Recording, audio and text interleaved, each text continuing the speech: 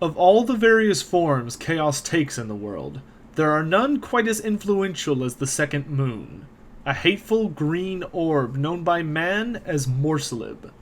Created by the immense amounts of uncontrolled magic that flooded out of the realm of chaos during its birth, the Chaos Moon is the largest collection of dark magic ever seen.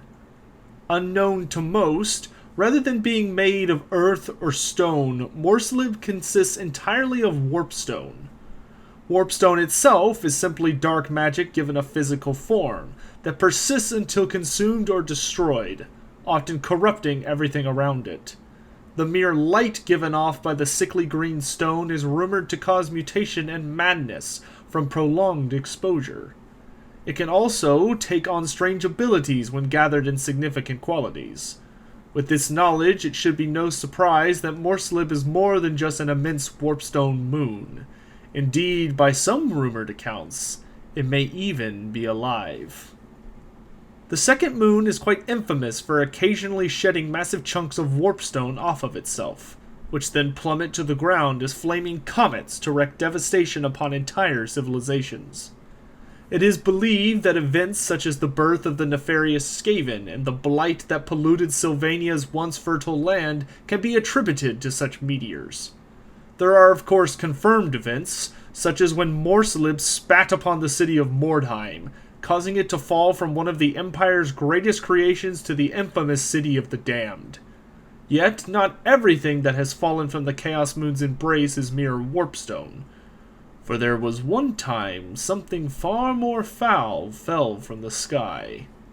One Geheimisnacht night, much like tonight in fact, Morsalib hung low and bloated in the sky. It was full like the belly of a pregnant hag, and its sickly pale glow covered the old world like a deathly haze. The forests resounded to the orgiastic feasting of the Beastmen, the foul creatures celebrating that night most holy to their dark gods. The winds of magic stirred into a screaming hurricane, and the night was filled to the brim with dar. As the witching hour struck, however, all of this magic collapsed into a meteor, exploding off of Morsalib's surface.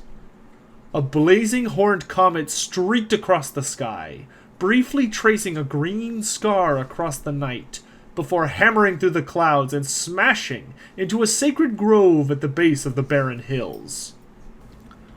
A wave of green-black energy flattened the landscape for miles around, leaving nothing but devastation. At the center of the crater there laid an egg-shaped lump of the purest warpstone the world had ever borne witness to. The impact had caused cracks to appear, which in a matter of seconds spread across the surface before something broke free at long last. Covered in nameless fluids, a hairy abomination dragged itself free of its egg. One could describe it as a particularly hideous beastman, even among their own kind. But he was not of this world. Thus did Moonclaw step from the weirdling substance of his lunar mother and into the old world. Moonclaw wandered the nearby forests for a time, before he came across an entire bray herd who honored the dark gods in their reveling. When the Beastmen witnessed the strange creature who stepped out into the moonlight, they were enthralled by the lambent green-black flames licking around him, and immediately fell to their knees in worship. Although it is unlikely the Children of Chaos know exactly what he is, the immense dark magic radiating from him is enough to confirm that Moonclaw is a being worthy of such adoration. Since then, the child of the Gravid Orb has led the warherds into many battles, his mere presence driving friend and foe alike insane. While the Beastmen welcome such torment as a blessing, men tend to simply fall to their knees in agony. Moonclaw has ever remained the favored child of the Chaos Moon, for even after his birth it grants him power when the conditions are right. When Morsalib reaches its fullest in the night sky, its child reaches his full power, and he is able to summon the strange two-headed beast known as Umberlock. This hideous creature is used by the Moonchild as a mount, which he rides at the head of his army, waves of madness rolling off of him due to his immense might. On these nights, he seeks out the fabled waystones that dot all across the old world, magnificent structures created long before the rise of mankind. Moonclaw seeks to destroy them, having his warherds tear them down and deface them in profane rituals, so that more dark magic can flow into the world unrestricted. This is his purpose, and the Lunatic Prince will stop at nothing to achieve it. Now that we've finished his history, let's move on to Moonclaw's equipment, his horrific mount. Within the Warhammer world, there are very few creatures that are as strange as Umberlock, or Umberlock depending on who you ask. Seemingly summoned from the realm of chaos when Moonclaw is at the height of his power, this beast serves to allow him much greater mobility on the battlefield. The creature is a dangerous foe to face, as both heads are well designed with their fanged beaks to rip flesh and devour the unfortunate fools who stumble within range. It also possesses massive claws with which to sunder armor and disembowel any who can be reached.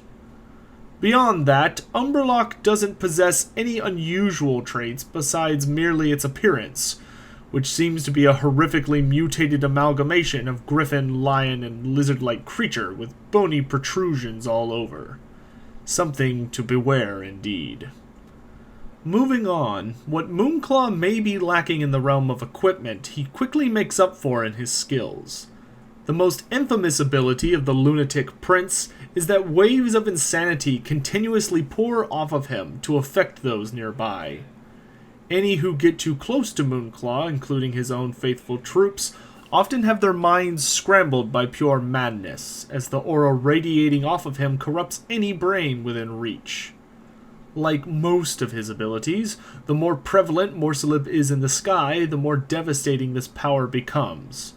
Far too many have fallen because of the waves of insanity, mighty charges devolving into a gibbering mess as they're overcome, or mighty beasts struck dumb moments before crushing their way into the foe. To be near Moonclaw at all is to put oneself at a rather extreme risk. When it comes to Moonclaw himself, however, being born from the Chaos Moon definitely seems to have its perks for the Lunatic Prince. He's a rather strange being in that, much like Warpstone itself, he has attributes that suggest he's dark magic given form.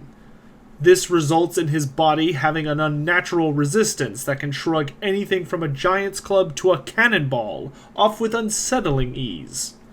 When it comes to being assaulted with magic, however, this defense only grows in power.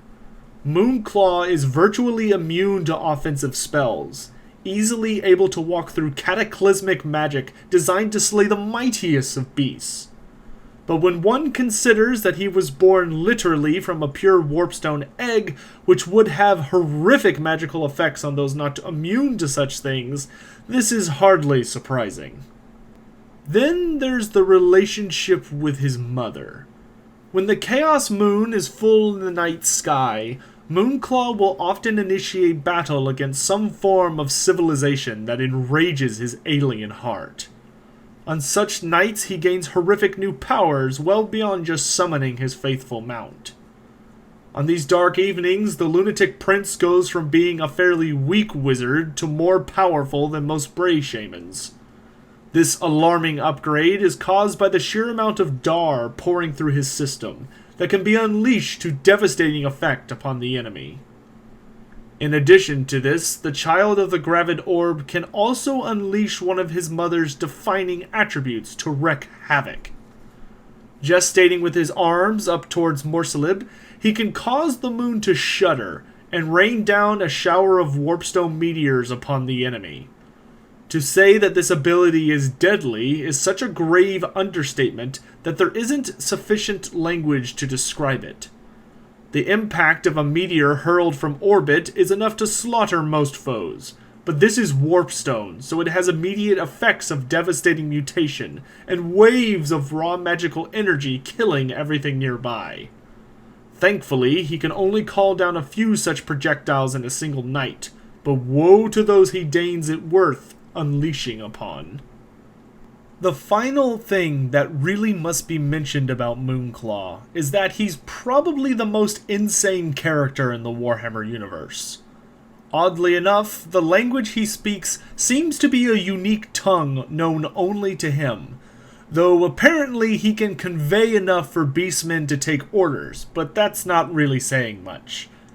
He also has glowing goat-like eyes that seem to see into another realm, and when he moves, doppelganger traces appear where he was only to follow.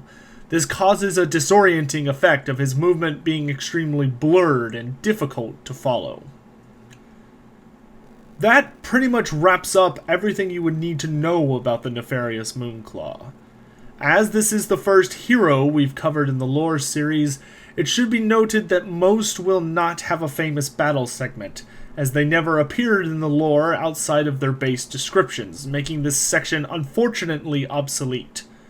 Those heroes with famous battles will of course be covered, but many of them never receive such attention. And this channel focuses on lore accuracy, therefore we must simply skip this section rather than just creating something. As for the end times, rejoice those of you who do not like it. Moonclaw never appeared in the end times, so we will be moving on past this section. Finally, as per usual, we will discuss Moonclaw's potential in Total War Warhammer, as in many ways it is 9th edition, and as such, the future of characters appearing in it is quite pertinent to my, and most likely your, interests. Moonclaw would not be an impossible addition to the game. Now that we've seen Helmut Gorst added into Total War Warhammer, who was a hero that Creative Assembly decided to promote to a Lord level and expanded his lore considerably, it is not outside of the realm of possibility that in the future, various heroes might receive similar treatment. Moonclaw is one of the more particularly exciting options, as he has very, very little lore. I'm talking about perhaps 3 pages, more like 2 pages total. And he never appeared in any famous fights. We never got to particularly get to know his general strategy very well. It is unknown what happened to him, or even where he spent most of his time. If he landed near the Barren Hills, he was likely somewhere more close to the Border Princes or the Southern Empire, but outside of that, it's completely unknown. We know he tracked waystones, which means that he must have traveled frequently, and likely had a horde-like gathering of warherds that followed him around, much like we see in Total War Warhammer. It's likely he would make a fantastic addition to the game, especially with his special ability to call down warpstone meteors. Seeing as Comet of Cassandora is already in the game, this would function very, very similar. It would just be an ability where every battle he could call down a certain amount of the meteors, maybe just 1, maybe more, up to 3, for 3 was in the limit in tabletop, and be able to do some damage.